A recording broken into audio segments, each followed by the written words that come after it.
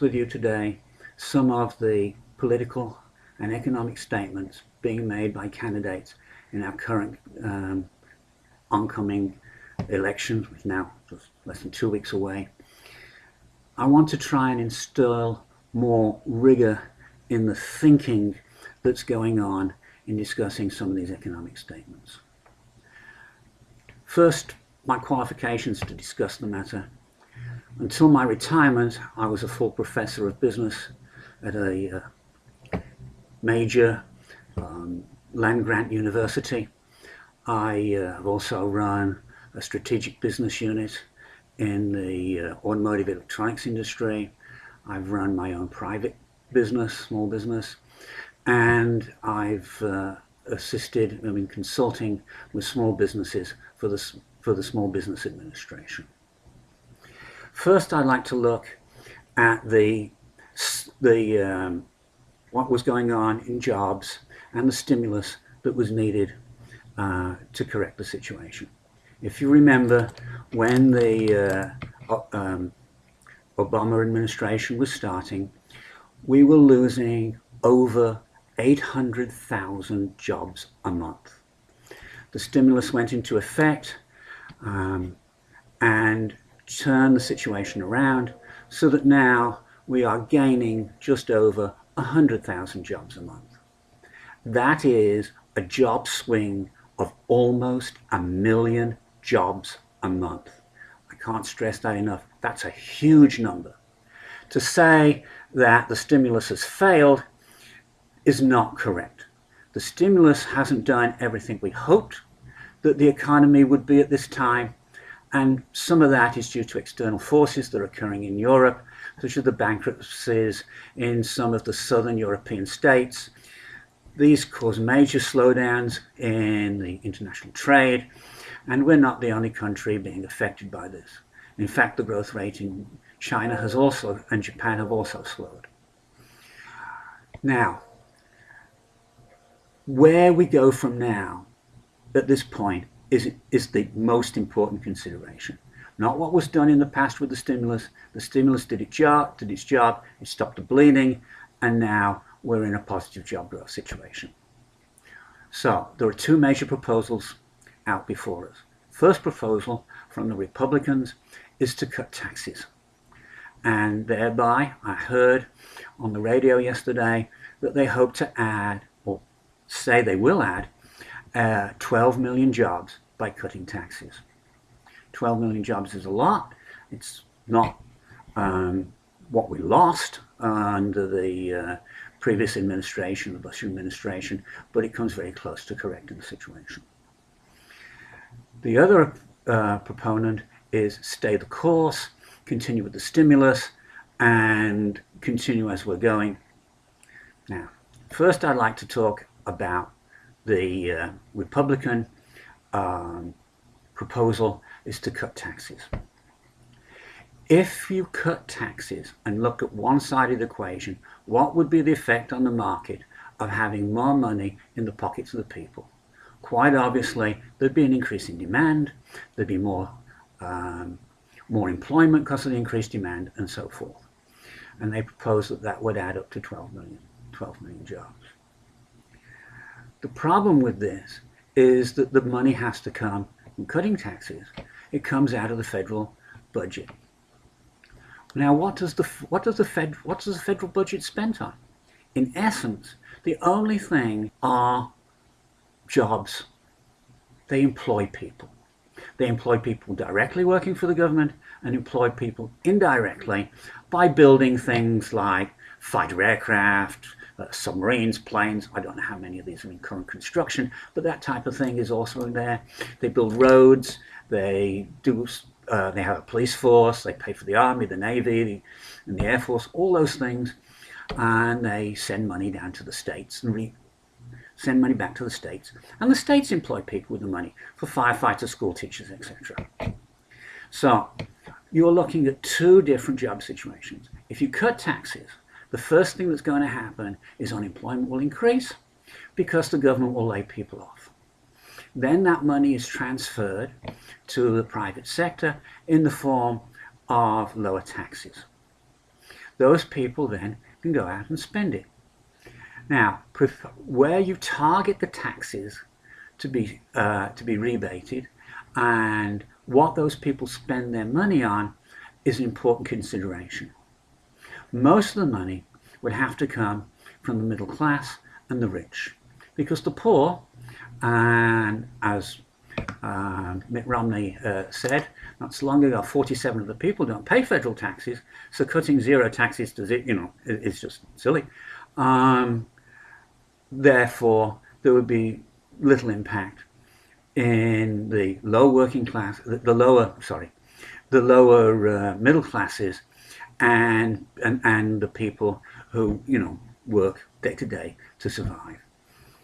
Now, if you look at the two in effect over the long term, then they approximately balance. In the short term, there can be discontinuities because some people will be laid off before other people are hired. Businesses, as I know from my own experience, hire people when there is an increase in demand and let people go rather quickly, much more quickly than they hire people when there is a drop in demand. Therefore, as I said before, we're likely to see a spike in unemployment if the government does this. If the rebate in taxes is focused more on the rich, then you have to look at what they spend their money on. Will there be an extra person needed in the Lexus car dealership, or are we going to see a broad spectrum increase? And this depends what they buy. So that brings us back now to the second point. Obama wants to stay the course. Staying the course by itself, just holding still, isn't really a strong option. We will continue to have some growth. We're going to slowly go from 130-some thousand to 140,000. But really we need to get the economy rolling along with over 200 to 250,000 jobs a month. Now, how do you do this? The easiest way to do it, the fastest way to do it, is to have another small stimulus. This is only in job terms about 10% of what occurred before. Now, in financial terms, it may be somewhat different than that. There is a way of doing it with fiscal policy, changing the money, and the Treasury and people who work in those industries and those parts of our economy are doing that. They're trying to make money more available, increase the money supply. It is a very slow method of doing it, and it's not directly focused. If you stimulate the economy by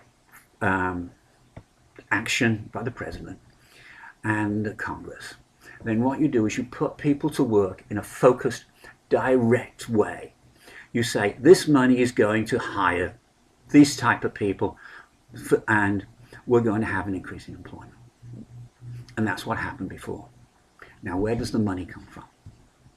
If the money came from increasing the taxes, then it's the reverse of what the Mitt Romney campaign wants to do and decrease taxes. There would be a discontinuity in the cash flows and the hiring, and you would see more people laid off than would be hired, and you get spikes and things happening. But in the long run, it's a net-net situation. It's about the same that we lose in one sector, and it's about the same as what we gain in the other sector. Different people will be laid off, different people with different sets of skills will be hired, but the net result on jobs from an economic point of view nationwide is exactly the same. If we borrow the money or print the money, if we print the money, we run the risk of inflation. But if we borrow the money like was done before, then we can have our cake now and pay for it later. And this is what happened in the past, and this is what could happen, should probably happen in the future if we want to kick up the employment rates up over 200,000 to the 250,000 mark. Now let's look at the cost of all this borrowing. A few weeks ago, I noticed that a 5-year Treasury note was running at about 0.75%. This means the government is borrowing money and paying about 75 cents on every $100 it borrows for the year. Now, it's quite obvious to see that that's not very much and is really a good deal. Also, you can see from 75 cents on every 100 that it doesn't take long for the government to get its money back. What the new people employed pay in taxes and stoppages for their social security, etc., more than pays for the 75 cents. In addition, we're not paying the unemployment premiums to these people, and they're not a net drag on the economy, they're a net asset to the economy, as they should be. So therefore we see that we're not spending that much money. We're borrowing a lot of money, huge amounts of money. But in terms of cost, the figure is much, much lower, 75 cents on every $100. And therefore we can look forward to having our cake now and paying 75 cents a year to eat it. Now we need to look at how long you need to stimulate the economy and when the end points will be reached. We're looking for an unemployment rate of below 6%, and this is considered full employment. There's always a small group of people who are in between jobs, and that's considered by economists to be around about the 5% mark in this economy. So when the unemployment rate falls below 6%, the government should start backing off, stopping and letting people work in the private sector and not continuing the stimulus of the public sector, or whatever the public sector pays for.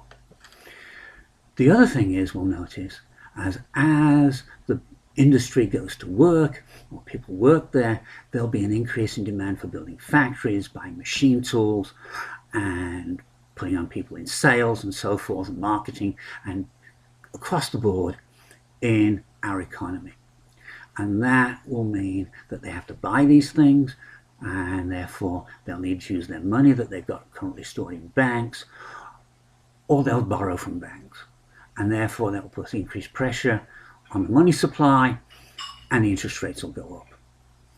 The other thing we'll notice, as the economy, particularly around the world, improves, then we'll see gas rates go up. Don't like this, but it's a sign that the economy has improved and there's increased demand for fuel, to fly airplanes, to move trucks and make power. All these types of things demand fuel. Okay, so we now know when the stimulus should end, but what you do next. When, under this current tax situation, the economy moves towards full employment, you should find that the government has a surplus, not a proposed surplus, but a real surplus. And it is the real surplus that needs to be used. It needs to be used to bring down the taxes, to bring down the money that we've borrowed, the debt. All right, as we bring down the debt, we should drive it to zero. Keep going till we get it, and then we'll have all the money we're paying in interest, plus the surplus from the taxation situation. We'll be awash with money compared to where we are now. So therefore, what do we do with it? And that is for the Congress and the politicians in the future, who are probably not even elected now, a lot of them, to decide what they're going to do. Are they going to bring down the taxes? Are we going to spend more on infrastructure, or a bit of each? It depends who's there and what we want them to do. And that brings us back to a happy ending, with full employment, some reduced taxes, maybe paid something down on the infrastructure, because we have delayed some of our spending on things because the money's tight, particularly in local government. Okay, thank you for your time. I'm going to vote. I hope you all do. I'm leaning towards, as you can probably tell, going with the devil I know rather than the devil I don't, particularly because I don't believe that the 12 million jobs is actually a reality, not given the analysis we've just been through. Thank you.